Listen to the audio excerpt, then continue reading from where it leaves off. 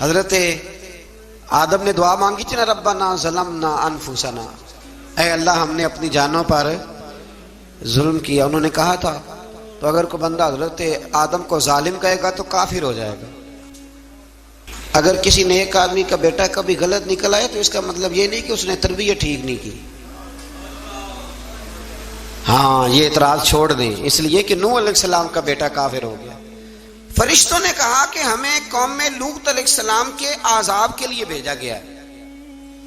حضرت ابراہیم کی بیوی کھڑی تھی، اس پر وہ مسکرائیں تو فرشتوں نے اللہ کی طرف سے انہیں حضرت اسحاق علیہ السلام اور اس کے بعد حضرت یعقوب علیہ السلام کی بشارت عطا.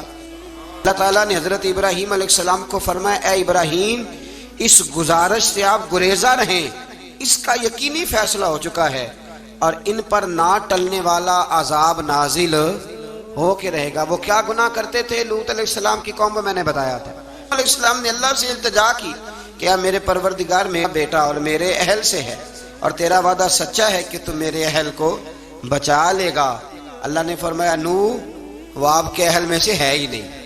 حضرت نوح علیہ السلام اور ان کی قوم کے حالات بیان ہوئے کہ نوح علیہ السلام نے جب اپنی قوم کو توحید کی دعوت دی اور انکار پر عذاب الہی سے ڈرایا تو قوم کے سرداروں نے ان سے کہا، بھلا کیا کہا؟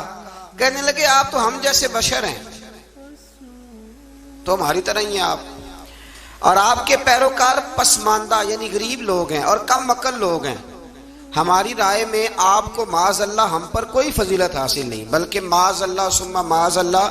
کہنے لگے آپ تو جھوٹے ہیں، اللہ کے نبی کو کہہ رہے ہیں معاذ اللہ استغفر اللہ.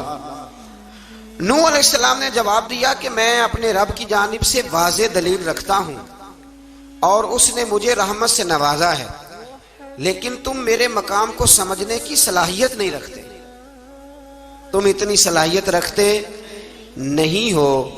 اور پھر ارشاد فرمایا کہ میں تم سے دعوت حق کے صلے میں کسی اجر کا طلبگار نہیں ہوں اور نہ ہی میں اہل ایمان کو اپنے پاس سے دھتکارنے والا ہوں، اور میں نے یہ دعویٰ بھی نہیں کیا کہ میرے پاس اللہ کے خزانے ہیں، اور نہ میں از خود غیب جاننے والا ہوں، اور نہ ہی میں یہ کہتا ہوں کہ میں فرشتہ ہوں، نہ میں یہ کہتا ہوں کہ جن لوگوں کو تم اپنی نظروں میں حقیر جانتے ہو اللہ انہیں خیر سے نہیں نوازے گا. فرمایا یہ ٹھیک ہے کہ اللہ بشروں میں سے رسول بناتا ہے، پر جس سے بناتا ہے پھر اسے بڑی شانیں عطا فرماتا ہے. پہلے دن سے انسان کا یہ مسئلہ ہے، پہلے دن سے انسان کا یہ مسئلہ ہے کہ وہ کہتا ہے میں انسان سے ہدایت حاصل کروں، لیکن رب نے بھی قانون بنایا ہے کہ اللہ تبارک و تعالیٰ بندے پر ہی وحی فرماتا ہے. فرشتوں اور جنوں کو اللہ نے اس منصب کے لیے منتخب نہیں فرمایا. قوم نوح نے کہا کہ آپ نے ہم سے بہت بحث کی معاذ اللہ، بس جس عذاب سے آپ ہمیں ڈرا رہے ہیں وہ لے آئیے.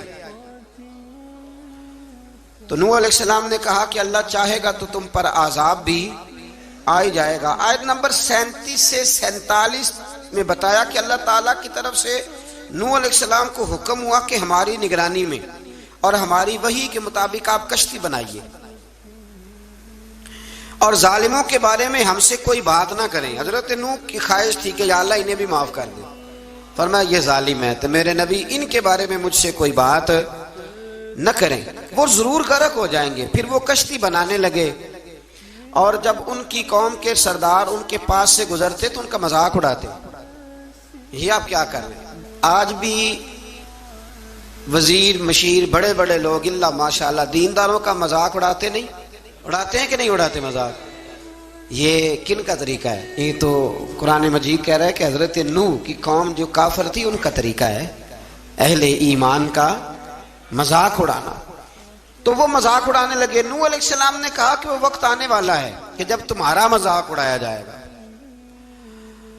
اور تمہیں پتہ چل جائے گا کہ رسوا کن عذاب کس پر آئے گا. اللہ تعالیٰ نے فرمایا جب ہمارا حکم عذاب آ پہنچا اور تندور ابلنے لگا، تندور سے آگ نکلا کرتی ہے، پانی نہیں نکلا کرتا، پر نوح علیہ السلام کی قوم پر جب عذاب آیا تو پانی تندور سے نکلا.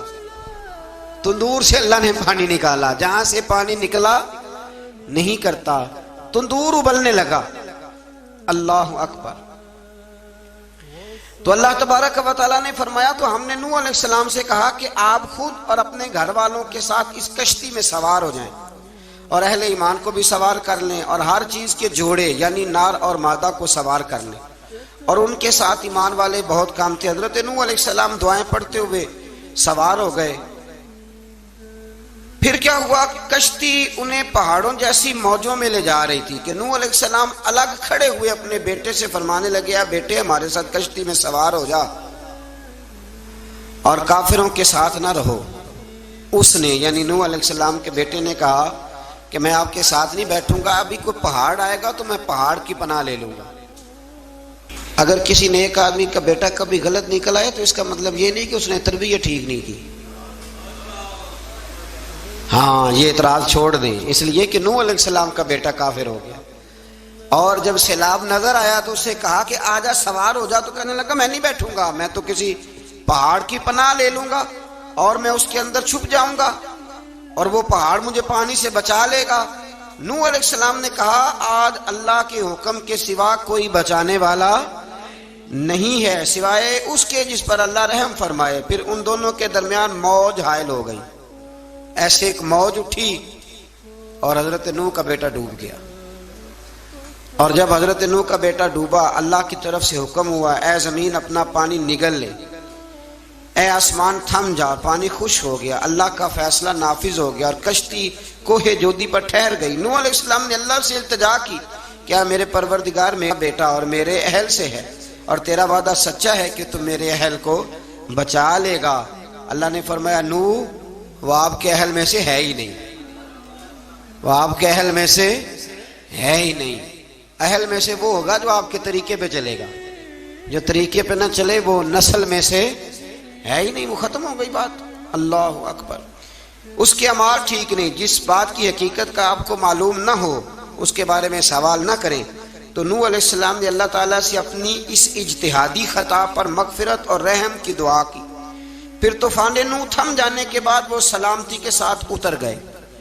اجتہادی خطا میں نے ایک لفظ بولا ہے، یہ اجتہادی خطا کا مطلب یہ ہے کہ بعض اوقات انبیاء سے ایسی باتیں سرزد ہو جاتی ہیں کہ جو تعلیم امت کے لیے ضروری ہوتی ہیں، تاکہ لوگوں کو پتہ چل جائے کہ اللہ کی بارگاہ میں توبہ کیسے کرنی ہے۔ اگر وہ لوگ توبہ نہ کرتے تو ہمیں توبہ کے طریقے سمجھ میں، یعنی ان سے اجتہادی خطا ہو گئی، کہنے میں کرنے میں کوئی ایسی بات ہو گئی جو بظاہر اللہ تعالیٰ کی رضا والی، تو فوراً معافی مانگ لیتے تھے، لیکن اب امتی اٹھ کے کہے کہ نبی گناہ گار ہے معاذ اللہ۔ حضرت آدم نے دعا مانگی تھی نا، ربنا ظلمنا انفسنا، اے اللہ ہم نے اپنی جانوں پر ظلم کیا، انہوں نے کہا تھا۔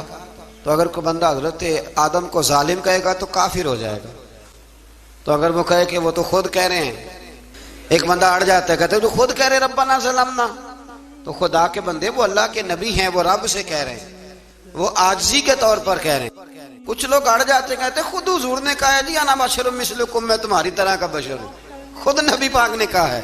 عجیب بیوقوف بندے ہو، نبی کریم تو کہہ سکتے ہیں پر امتی اٹھ کے نہیں کہہ سکتا۔ اس نے تو کہنا ہے وہ حبیب اللہ ہے، اس نے تو کہنا ہے وہ قیامت میں شفاعت کرنے والے ہیں، امتی نے تو کہنا ہے وہ سارے نبیوں کے سردار ہیں، وہ امام الانبیاء ہیں۔ تو نوح علیہ السلام نے اللہ سے اپنی اجتہادی خطا کی معافی مانگی۔ اب حضرت نوح کو کوئی خطا کار کہے گا تو بہت بڑا مجرم بن جائے گا، اس لیے کہ وہ اللہ کے نبی ہیں۔ آیت نمبر 50 میں قوم عاد کا ذکر ہے، اور ان کی طرف دعوت توحید دینے کے لیے اللہ تعالیٰ نے حضرت ہود علیہ السلام کو بھیجا۔ ہود علیہ السلام نے قوم سے کہا کہ میں تم سے کسی چیز کا اجر طلب نہیں کروں گا، میرا اجر میرے اللہ کی بارگاہ میں ہے، بس تم اپنے رب سے بخشش مانگو، پھر اس کی بارگاہ میں توبہ کرو، اللہ تعالیٰ تم پر موسلا دار بارش برسائے گا اور تمہاری قوت میں اضافہ فرمائے گا۔ قوم عاد نے دعوت حق کو رد کیا اور ایمان نہ لائے، بلکہ ہود علیہ السلام پر طنز کیا۔ وہ کہنے لگے کہ ہمارے تو معبودوں نے، ہمارے بتوں نے معاذ اللہ آپ کو پاگل بنا دیا ہے، آپ کو مجنون بنا دیا ہے۔ الٹا حضرت ہود کو کہنے لگے اس لیے آپ ایسی باتیں کرتے ہیں۔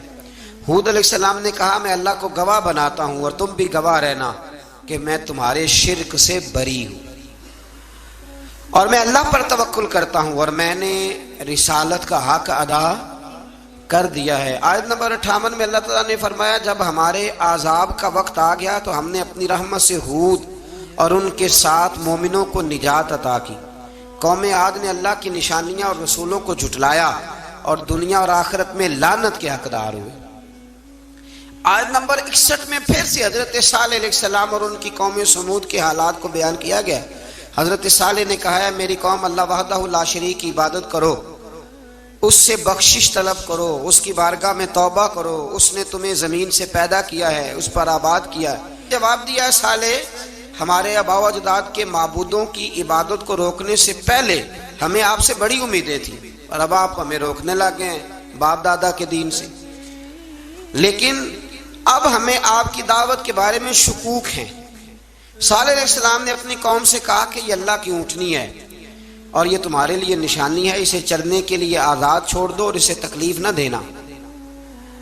اللہ اکبر، ورنہ تمہیں عذاب پہنچے گا۔ انہوں نے اونٹنی کی کونچیں کاٹ ڈالی۔ صالح علیہ السلام نے کہا تم صرف 3 دن اپنے گھروں میں مزے اٹھا لو، 3 دن، پھر اللہ کا یقینی عذاب آئے گا۔ پھر ایک چنگاڑ نے ان کو آ دبوچا، وہ اپنے گھروں میں گھٹنوں کے بل اوندے پڑے رہ گئے۔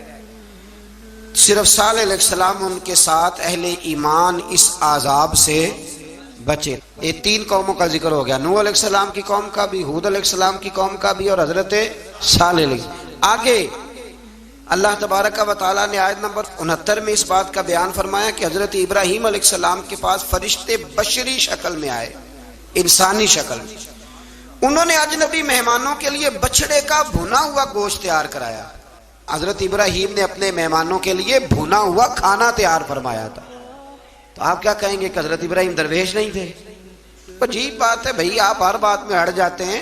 دین ہم نے وہ لینا ہے جو اللہ کا قرآن ہمیں دیتا ہے اور رسول اللہ کی حدیث ہمیں دیتی ہے۔ جب انہوں نے دیکھا کہ مہمان کھانے کی طرف ہاتھ نہیں بڑھا رہے تو ان کو ڈر محسوس ہوا۔ حضرت ابراہیم کو فرشتوں نے کہا کہ ہمیں قوم لوط علیہ السلام کے عذاب کے لیے بھیجا گیا ہے۔ حضرت ابراہیم کی بیوی کھڑی تھی، اس پر وہ مسکرائیں تو فرشتوں نے اللہ کی طرف سے انہیں حضرت اسحاق علیہ السلام اور اس کے بعد حضرت یعقوب علیہ السلام کی بشارت عطا۔ اسحاق علیہ السلام حضرت ابراہیم کے بیٹے ہیں اور یعقوب علیہ السلام پوتے ہیں، اور یعقوب علیہ السلام کے بیٹے یوسف علیہ السلام۔ ہاں، اللہ اگر چاہے تو 7 نسلوں میں نبوت رکھ دیتا ہے اگر اس کی منشا ہو۔ تو حضرت یعقوب کی بشارت دی۔ انہوں نے حیرت سے کہا کہ ہم دونوں میاں بیوی تو بوڑھے ہیں، اس عمر میں اولاد کیسے ہوگی؟ تو فرشتوں نے جواب دیا اے ابراہیم کے گھر والو، تم پر اللہ کی رحمتیں اور برکتیں ہوں، اللہ کی قدرت پر تمہیں کیوں تعجب ہے؟ اللہ فرماتا ہے کہ بیٹے کی بشارت سن کر ابراہیم کا خوف دور ہو گیا، اور پھر وہ قوم لوط کے بارے میں گفتگو کرنے لگے۔ ابراہیم بہت بردبار، اللہ سے آہوزاری کرنے والے اور اس کی طرف رجوع کرنے والے تھے۔ اللہ تعالیٰ نے حضرت ابراہیم علیہ السلام کو فرمایا اے ابراہیم، اس گزارش سے آپ گریزاں رہیں، اس کا یقینی فیصلہ ہو چکا ہے اور ان پر نہ ٹلنے والا عذاب نازل ہو کے رہے گا۔ وہ کیا گناہ کرتے تھے؟ لوط علیہ السلام کی قوم کو میں نے بتایا تھا، مرد مردوں سے بدفعلی کرتے۔ تو حضرت ابراہیم نے بھی عرض کی، بار بار گزارش کی، بحث کی کہ اللہ مہربانی فرما ان کا عذاب۔ آپ دیکھیں نبیوں کے حوصلے کتنے بڑے ہیں۔ قومیں تنگ کرتی ہیں اور طرح طرح کی باتیں کرتی ہیں، اور پیغمبر پھر بھی کہتے ہیں یا اللہ مہربانی فرما، اے اللہ ان سے عذاب۔ آیت نمبر 77 میں حضرت لوط علیہ السلام کی قوم کی بدعمالیوں اور لوط علیہ السلام کے اپنی قوم کو بدعمالیوں کے باعث فرشتوں کی آمد، قوم کے بعد اعمال لوگوں کے دوڑ کر آنے اور حضرت لوط کو ان کے سمجھانے اور ان کے انکار پر مضطرب ہونے کا ذکر ہے، جس پر فرشتوں نے حضرت لوط کو تسلی دی کہ آپ فکر نہ کریں، ہم آپ کے رب کے فرشتے ہیں، یہ آپ اور ہم تک نہیں پہنچ سکیں گے۔ آپ رات کے آخری حصے میں قوم کی طرف توجہ کیے بغیر ہجرت فرما لیں، اس لیے کہ صبح کے وقت ان پر عذاب آئے گا۔ جب اللہ کا عذاب آیا تو اس نے بستی کے اوپر کے حصے کو نیچے کر دیا اور قوم لوط کے اوپر اللہ کی طرف سے لگاتار نشان زدہ پتھر برسائے گئے، لگاتار پتھر آئے۔ آیت نمبر 84 میں اللہ تعالیٰ نے حضرت شعیب علیہ السلام اور ان کی قوم کا ذکر فرمایا ہے اور ان کے جرائم کو بیان کیا گیا ہے۔ وہ ناپ تول میں کمی کرتے تھے، دوسروں کو چیزیں کم تول کر دیتے تھے۔ اللہ تعالیٰ نے ان سے فرمایا کہ فساد فی الارض سے باز آؤ اور اپنے سے پہلے سرکش امتوں کا انجام دیکھ لو۔ جب حضرت شعیب کی نصیحتوں کا ان پر اثر نہ ہوا تو پھر اللہ تعالیٰ نے انہیں بھی عذاب سے ہلاک کر دیا۔ آیت نمبر 94 میں فرمایا کہ جب ہمارا عذاب آیا تو ہم نے اپنی رحمت سے حضرت شعیب اور ان پر ایمان لانے والوں کو بچا لیا، اور ظالموں کو ایک زبردست چنگاڑ نے پکڑ لیا تو صبح وہ اپنے گھروں میں اوندے منہ پڑے تھے، گویا وہ کبھی وہاں آباد تھے ہی نہیں۔ آیت نمبر 96 میں حضرت موسیٰ علیہ السلام کو عطا کیے جانے والے 9 معجزات کا ذکر ہے۔ پھر فرعون اور اس کے پیروکاروں کے باطل روش کے باعث ان کی ہلاکت کا بھی ذکر فرمایا، اور دنیا اور آخرت میں انہیں ملعون یعنی لعنتی قرار دیا۔ جن بستیوں کو اللہ تعالیٰ نے ہلاک کیا ان میں سے بعض کے آثار موجود ہیں اور بعض کے آثار تک معدوم ہو چکے۔ ان میں سے ہر بستی والے اپنے ظلم کے باعث ہی ہلاک ہوئے۔ اللہ تعالیٰ کسی پر ظلم نہیں فرماتا، لوگ خود اپنی جانوں پر ظلم کرتے ہیں۔ جو شخص عذاب آخرت سے ڈرتا ہے اس کے لیے اس میں نشانیاں موجود ہیں۔ آیت نمبر 106 سے اللہ تعالیٰ نے انجام کے اعتبار سے لوگوں کی 2 قسمیں بیان کی۔ 2 قسمیں فرمایا، ایک ہیں سعادت مند لوگ اور دوسرے ہیں بدبخت۔ فرمایا بدبختوں کا ٹھکانہ جہنم ہے جس میں وہ ہمیشہ رہیں گے، اور نیک بختوں کا ٹھکانہ جنت ہے، وہ ہمیشہ اسی میں رہیں گے، اور ان کے لیے اللہ کی طرف سے نا ختم ہونے والی عطائیں۔ آیت نمبر 110 میں حضور صلی اللہ علیہ وسلم کو تسلی دی گئی کہ جس طرح یہ لوگ قرآن کے بارے میں اختلاف کرتے ہیں، اسی طرح قوم موسیٰ نے تورات کے بارے میں بھی اختلاف کیا تھا، اور اللہ نے ان کے اعمال کا پورا بدلہ انہیں دیا۔ آیت نمبر 112 سے سرکشی کو چھوڑ کر احکامات دین پر استقامت اختیار کرنے اور ظالموں کے ساتھ میل جول رکھنے سے بچنے کا حکم دیا گیا ہے، اور فرمایا کہ ظالموں سے میل جول کا انجام دوزخ کی آگ ہے۔